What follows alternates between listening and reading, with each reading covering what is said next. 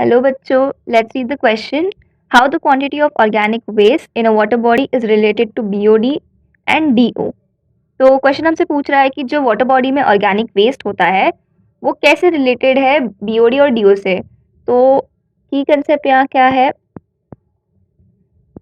BOD and do का relation with organic waste. तो सबसे पहले तो हम ये जान लेते हैं बीओडी और डीओ होता क्या है।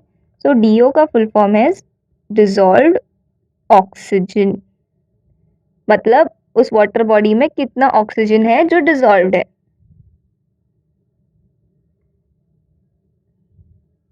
बीओडी क्या होता है, बायोकेमिकल ऑक्सीजन डिमांड। इसका डेफिनेशन जान लेते हैं। So the amount of dissolved oxygen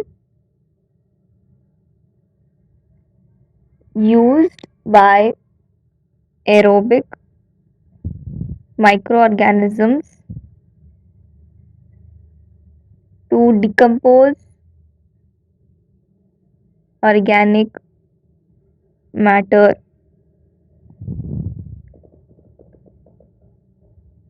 in a sample of water is called BOD.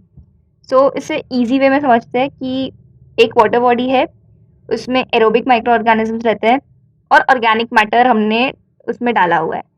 तो जो एरोबिक माइक्रो ऑर्गेनिजम्स को जितना ऑक्सीजन लगेगा वो ऑर्गेनिक मैटर डिकम्पोज करने में, उससे कहते हैं बीओडी। तो इस हिसाब से जो बीओडी और डीओ का रिलेशन है वो इनवर्स हो जाएगा, क्योंकि अगर बायोकेमिकल ऑक्सीजन डिमांड ज़्यादा होगी तो ऑक्सीजन ज़्यादा यूज़ होगा, तो जो डिजॉल्व्ड ऑक्सीजन है वो कम हो जाएगा। तो ये दोनों इनवर्स है। अब हम क्वेश्चन पे आते हैं, how the quantity of organic waste in a water body is related to BOD and DO. तो अभी मैंने आपको बताया कि ऑर्गेनिक वेस्ट है तो उसे डिकम्पोज कौन करेगा, एरोबिक माइक्रो ऑर्गेनिज्म।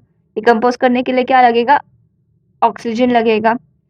तो जब ऑर्गेनिक वेस्ट बढ़ जाता है, जैसे हम सीवेज डंप कर देते हैं बहुत सारा, तब ऑर्गेनिक वेस्ट बढ़ जाता है। तो उस वक्त बायोकेमिकल ऑक्सीजन डिमांड बढ़ जाती है और डिसॉल्व्ड ऑक्सीजन कम हो जाता है। तो ये रिलेशन होगा अगर ऑर्गेनिक वेस्ट इंक्रीज हो जाएगा।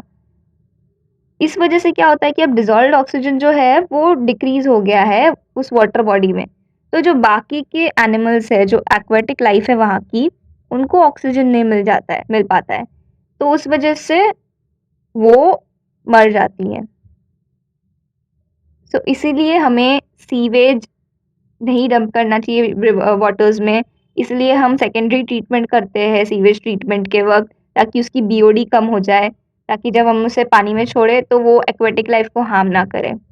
So hope you have understood it well. Thank you, good luck.